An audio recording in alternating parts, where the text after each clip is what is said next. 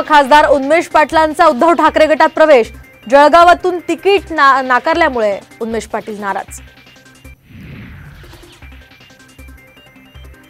ठाकरे गटाचे 8 आमदार आमच्या संपर्कात। आमदारांची लवकरच मुख्यमंत्री शिंदेंशी भेट घडवून आणणार। उदय सामंतांचा मोठा दावा। तर 8 नाही तर 80 आमदार आमच्या संपर्कात असतील। संजय राऊतांचं उपरोधिक विधान।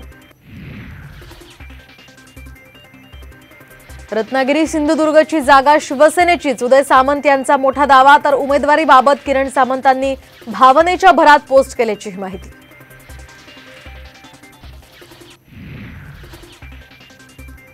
रत्नागिरी सिंधुदुर्गात नारायण राणे विरुद्ध विनायक राऊत हाच सामना हवा। ठाकरे गटाचे खासदार संजय राऊतांचं आव्हान।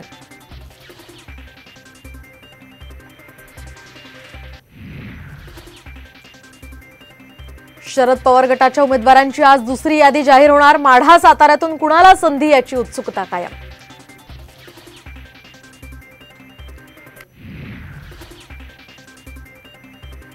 बीड लोकसभेसाठी शरद पवार गटाकडून ज्योती मेटेंना उमेदवारी। तर आज अधिकृत घोषणेची शक्यता। साम टीव्हीला सूत्रांची माहिती।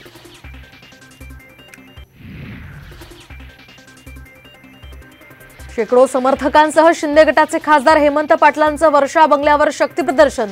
हिंगोलीवर भाजपनं सुद्धा दावा केल्यानं वाढली धाकधूक। उमेदवारी अर्ज भरण्यासाठी उरले अवघे काही तास। मात्र यवतमाळ वाशिम मतदारसंघातून उमेदवारच ठरेना। गवळी की राठोड, महायुतीत पेच कायम।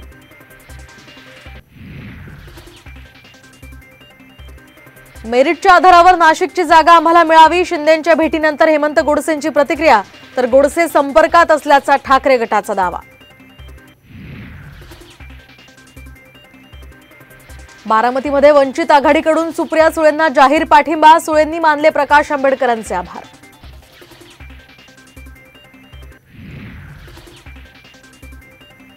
आणि 60 लाखांची सोन्याची बिस्किटं, 2.25 कोटींची स्थावर मालमत्ता आणि चांदीची भांडी। धुळ्यामध्ये गुन्हे शाखेच्या पीआयच्या घरात सापडलं घबाड। पोलीस दलात खळबळ।